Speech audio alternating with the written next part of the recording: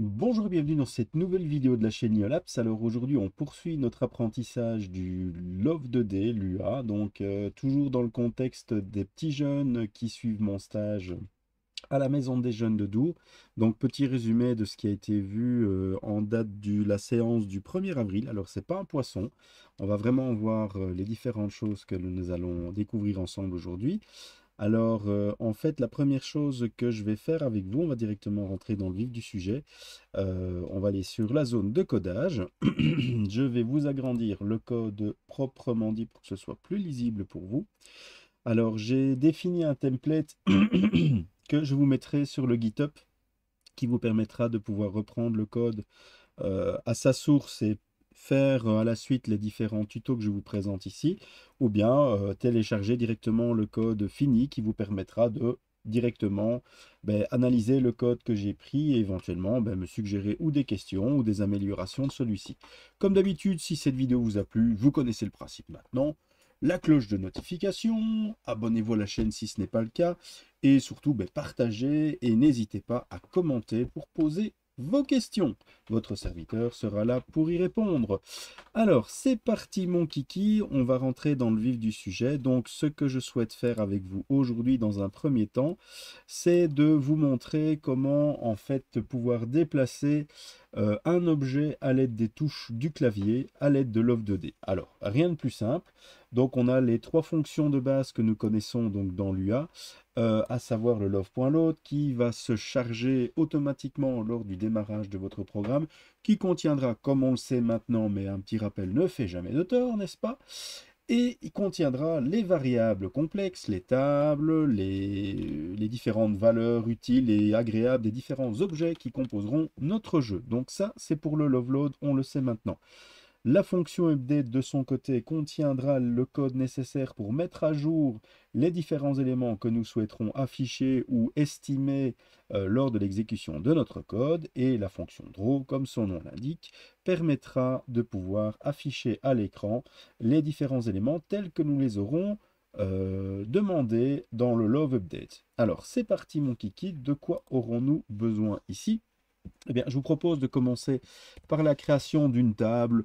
Bon, certains l'appellent table, d'autres dans la littérature appellent ça des variables complexes. Bon, j'ai pris l'habitude de l'appeler variable complexe. Tant qu'on sait de quoi nous parlons, en fait, je définis une entité que j'appelle player et qui, dans un premier temps, sera un élément qui sera sauvegardé en mémoire avec rien dedans, si ce n'est que je ne précise pas quel type de contenu je vais retrouver. Ce sera peut-être du texte, peut-être des nombres, ce sera peut-être d'autres fonctions, ce sera peut-être, que sais-je moi, éventuellement même une autre table ou une autre variable complexe. Enfin, on peut faire contenir un petit peu ce qu'on veut dans cette table. Alors, donc moi, ce qui m'intéresse dans le player, c'est dans un premier temps d'avoir en fait la position en X de mon joueur et par défaut, je vais lui dire, je voudrais qu'il soit placé en 400. Si je définis sa position en X, il est évident que je vais aussi définir sa position en Y. Alors, comme je ne définis pas de fenêtre standard, il prendra les valeurs de l'UA par défaut. Je vous rappellerai dans une autre vidéo comment définir cette image dans un fichier tconf si vous ne vous en souvenez plus. Alors, donc ça, c'est la première chose que je vais faire avec vous pour le moment. Je vais simplement afficher à la position 400-200 mon player. Alors, pour ce faire, je ne change rien dans le loft update. Je vais juste simplement faire ici, je vais simplement faire l'affichage dans un premier temps d'un cercle. Alors, souvenez-vous, le cercle, c'est love graphics. Circle, circle pour cercle en anglais. Quatre paramètres derrière. Le premier, quel type de cercle voulons-nous? Alors je définis ici un cercle plein. Et ensuite, je dois positionner celui-ci avec une position en X. Alors, plutôt que de l'écrire à la main, je vais rechercher ma variable complexe qui contient la valeur qui m'intéresse. Même chose pour le player.y. Et pour terminer, comme il s'agit d'un cercle, j'ai besoin de définir un rayon. Alors, si j'exécute le code en tant que tel, je vais préciser que je suis en train d'exécuter ce code depuis ce fichier. Voilà, vous voyez ici que j'ai défini une petite zone qui contiendra des librairies. C'est dans le projet, hein, que je vous expliquerai à quoi sert le STI, l'animate, le caméra, etc. une petite map et quelques sprites que j'ai pu trouver sur un tuto. Et donc, c'est plus simple de vous les fournir de manière à ce que vous puissiez les utiliser, puisque je présume que ces personnes ont payé les droits ou si ce sont des images libres de droit. Mais à culpa, si celles-ci sont, comment vais-je dire, licenciées, je ne fais pas de l'argent là-dessus, c'est juste un partage de connaissances. Et vu le nombre actuel de mes abonnés, et merci pour ceux qui me suivent, je ne touche absolument rien de YouTube pour ce genre de choses. C'est vraiment le plaisir de partager avec vous un ensemble de connaissances. Et en tout cas, merci de me suivre de plus en plus nombreux, car effectivement, le nombre augmente progressivement grâce à vous, vos efforts, vos partages. Ça me motive à continuer. Alors, continuons, c'est le cas de le dire, pas d'autres mots avec ça. C'est parti mon kiki. Donc quand j'exécute ce code, qu'est-ce que j'ai? Comme son nom l'indique, et voilà, j'ai une erreur de syntaxe à la ligne 13. Oui, c'est pas graphisque, ni graphique, c'est graphique. Est-ce que j'ai encore bien écrit? Oui, voilà, ok, ça y est. Et effectivement, nous pouvons voir en plein milieu de l'écran, à la position 400-200, se trouve le centre de mon cercle qui s'affiche à l'écran. Ceci étant fait, alors ce qui m'intéresse, c'est que évidemment, je puisse déplacer ce cercle. Alors pour ce faire, on va maintenant utiliser notre clavier et les flèches de direction. Alors, pour arriver à faire ce genre de miracle, qu'avons-nous besoin? On va tester simplement si les touches du clavier sont enfoncées. Et quelles touches me direz-vous? Celles que nous allons définir ensemble. Et pour ce faire, on va utiliser une fonction de la librairie keyboard qui se trouve dans l'autre, donc lovekeyboard.isDown, qui vérifie simplement si une touche est enfoncée. Et à l'intérieur des parenthèses, on lui donne simplement le nom de la touche. Alors, je vous mettrai dans la description la liste des touches, un fichier qui vous permettra d'aller consulter la liste des touches qui est utilisée par l'UA et qui vous permettra de retrouver toutes celles qui sont utiles à votre clavier. Alors, donc, c'est un if, il se termine par un end. Si je ne le mets pas, je risque de l'oublier. Donc, je vous le précise dès maintenant, comme ça, vous avez tout devant les yeux. Ce que je vous conseille, c'est toujours d'indenter un peu votre code pour faciliter la lecture. Et donc ici, nous avons la nouvelle valeur de player.x qui sera égale à quoi? Si j'additionne, si je vais vers la droite, en fait, je vais augmenter ma valeur en x. Donc, ce qui veut dire que ce sera l'ancienne valeur de x, player.x, desquelles je vais par exemple ajouter 3 pixels. Alors ça, c'est si j'appuie sur la touche de droite. On tente l'exécution du programme. J'enfonce la touche de gauche, il ne se passe rien. Haut, il ne se passe rien. Bas, il se passe rien. Par contre, vers la droite, hop, mon cercle se déplace. Avec évidemment sans aucune vérification, si j'appuie volontairement très longtemps sur la date, vous voyez progressivement mon cercle disparaître pour ne plus du tout apparaître à l'écran. Alors c'est pas qu'il n'existe plus, c'est juste que les valeurs à laquelle je lui demande d'afficher sont tout simplement hors contrôle de la fenêtre actuellement en cours d'utilisation. On devra corriger ça par la suite. Mais ce n'est pas le but de cette vidéo maintenant. Donc, nous avons testé pour aller vers la droite. Je vais reprendre une expression bien consacrée de mon ancien chef qui était « sois fainéant ». Alors, écoutez, on va suivre son conseil. Généralement, ça a porté ses fruits jusque maintenant. Donc, poursuivons, ne changeons pas la méthode gagnante. Alors, la deuxième touche que je vais faire, forcément, c'est d'aller vers la gauche. Alors, pour aller vers la gauche, je vais vous étonner, mais en fait, comme les valeurs en X augmentent depuis le coin supérieur gauche vers le coin supérieur droite, si je veux me diriger vers la gauche, je vais devoir soustraire des pixels. Et donc, la nouvelle valeur en X sera l'ancienne valeur en X, non pas plus 3, mais moins 3 si j'enfonce la touche de gauche. On exécute, et que voyons-nous? Si j'affiche vers le haut, il ne se passe rien. Si j'appuie vers le bas, il ne se passe rien. Vers la droite, mon cercle se départ vers là. Et si j'appuie sur le bouton de gauche, la flèche de gauche, le cercle va vers la gauche. Même principe, ne vérifiant pas si celle-ci sort des limites de l'écran sur la gauche, votre cercle peut disparaître et pouvoir maintenant réapparaître puisque nous avons implémenté les deux directions, donc soit gauche, soit droite. Ok, ceci étant dit, voilà, je vous fais l'injure de voir comment on fait pour pouvoir maintenant faire les flèches de haut et les flèches de droite. Voilà, je fais un petit copier-coller. Alors, je vais aller vers le bas dans un premier temps. Et je vais aller vers le haut pour la dernière partie. Voilà. Alors, on teste bien la touche du clavier. La seule chose qui va changer, c'est que ce n'est pas player.x qui doit être modifié quand on va vers le haut, vers le bas, mais bien player.y. Et ce, dans les deux fonctions, de manière à ce que vous puissiez justement vous accorder. Alors effectivement, quand on part du coin supérieur gauche et qu'on veut augmenter, enfin qu'on veut descendre, en fait, on va augmenter la valeur en Y. C'est pourquoi si j'appuie sur la flèche de bas, j'augmente le nombre de pixels. Et forcément, si je veux remonter, en fait, je vais diminuer la valeur de mon Y, dont je soustrais 3 points comme ceci. Si j'exécute maintenant mon code, ben, effectivement, je peux me diriger dans les 4 directions. Ben, force est de constater que si vous appuyez dans les diagonales, ça fonctionne aussi. L'ordinateur est capable de gérer le principe. Alors, imaginons maintenant que vous ayez un ordinateur extrêmement puissant et qui fait que, en fait, la vitesse d'exécution du Love Update dépasse allègrement les 60 fois par seconde, et donc, en conséquence, ben, vous voulez faire varier la vitesse.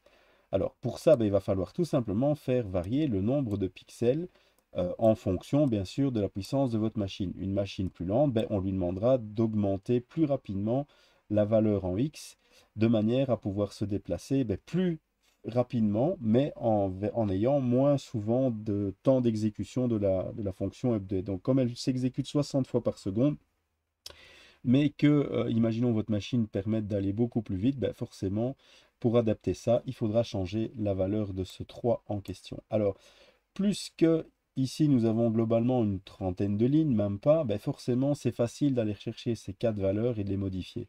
Seulement quand notre jeu deviendra beaucoup plus complexe, et forcément si on doit varier justement en fonction de la puissance de votre machine, ben, je vous conseille vivement d'aller modifier tout simplement votre variable player de manière à prendre en compte, imaginons, une variable supplémentaire que nous allons appeler tout simplement speed, que je vais mettre à 3 dans un premier temps, et le 3 que nous avons ici, comme son nom l'indique, je fais player.speed. Alors, speed avec 2 E, c'est mieux. Alors, je remplace ça, je prends ceci, Lionel soit fainéant, continuons dans le principe. Voilà, je change le code, et là, qu'est-ce que nous constatons si j'exécute? En fait, ça fonctionne toujours, d'accord? Pourquoi? Ben, c'est simplement remplacé par une variable qui me permet d'augmenter. Donc, vous voyez, j'enfonce les touches dans les 4 directions et ma balle se déplace. Enfin, ma balle, mon cercle se déplace. Si maintenant j'augmente la valeur de speed à 30, elle devrait donc se déplacer 10 fois plus vite. Mais forcément, voilà, vous voyez, à ce moment-là, la balle se déplace beaucoup plus rapidement. Mais je ne l'ai changé qu'à un endroit de mon code. Et si au contraire vous estimez que ça va beaucoup trop vite, ben voilà, je peux par exemple descendre à 1 pixel. Et là, ben, ça va être un peu le principe de la tech aux heures de pointe. Ben, votre balle va se déplacer, mais à la vitesse d'un escargot. Alors, bon, écoutez, vous avez compris le principe. Je pense que vous avez compris. C'était ce que je voulais vous montrer dans cette petite vidéo. Donc, globalement, allez, si on commente un peu ce code de manière à ce que vous ayez quelque chose de propre. Qu'avons-nous fait? Donc, on a défini une variable player. On va mettre le petit commentaire qui en déduit. Voilà. Alors, définition d'une variable complexe, enfin d'une table, d'une variable complexe. Vous voyez, on va le mettre ici, complexe, une variable complexe, table par exemple. Voilà. Qui contiendra, hop, voilà, contient les variables relatives à notre player. Voilà. Alors, bon, ici, nous avons, oups, voilà, les positions en X, Y et une vitesse pour gérer plus facilement l'affichage. Comme ça nous rappelle de bien coder notre, enfin, dans le cadre des bonnes pratiques de codage, ben, c'est d'aller assez rapidement implémenter des commentaires pour vous permettre de partager votre code et pourquoi pas ben, le relire dans quelques semaines et de comprendre ce que vous cherchiez à faire. Alors, ici, donc, si la touche flèche de droite est utilisée, on déplace vers la droite. Voilà. Alors, ici, hop, on copie, on est fainéant. Ici, voilà, hop. vers la gauche. Hoche. Voilà, vers la gauche.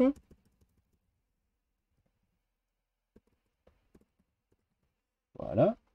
La même chose, ben, forcément, comme son nom l'indique, vers le bas. Oh, end. Et là, lieu. Voilà, la touche de gauche de vers le bas, la touche bas. Voilà, vers le bas. Vers le bas, voilà. Et la dernière, ben forcément, si nous avons testé les 4 directions, il n'y a pas de raison. Donc si la touche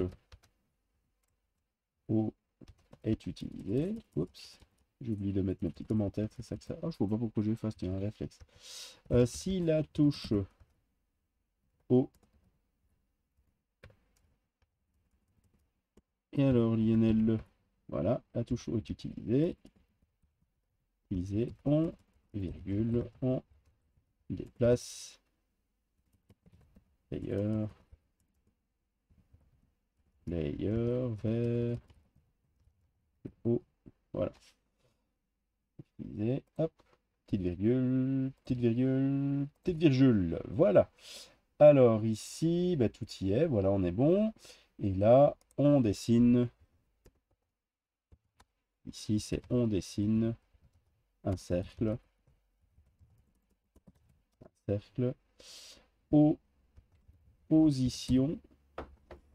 Opposition, on a plusieurs. Voilà, opposition. Calculée dans l'update. Voilà, et là votre code est relativement clair et net comme clarinette. Donc on peut tester, hein. Donc on le rappelle, petite sauvegarde. Et vous pouvez retrouver, voilà, notre flèche, ça fonctionne toujours, ça va dans tous les sens et c'est magnifique, c'est ce qu'on voulait faire. Voilà, voilà. Ben vous le voilà maintenant dans la capacité de pouvoir déplacer un objet affiché à l'écran à l'aide des touches de votre clavier. Ben, il ne reste plus qu'à tester de votre côté. Et puis, bon, ben, pourquoi pas continuer à éventuellement implémenter des touches qui permettraient peut-être de faire varier la taille du rayon. C'est un exercice que vous pourriez faire. À l'aide de la touche plus, ben, on augmenterait la taille du rayon. À l'aide de la touche moins, on diminuerait la taille du rayon. Avec éventuellement d'autres touches, vous pourriez peut-être changer la couleur de votre cercle pour pouvoir vous amuser. Ce sont des exercices que vous pouvez faire. Ben, n'hésitez pas à me montrer votre créativité sur le sujet et puis ça pourrait vous servir éventuellement dans le développement de votre propre jeu vidéo. En attendant, ben, je vous remercie de m'avoir suivi jusqu'au bout et je vous dis à ciao, bonsoir!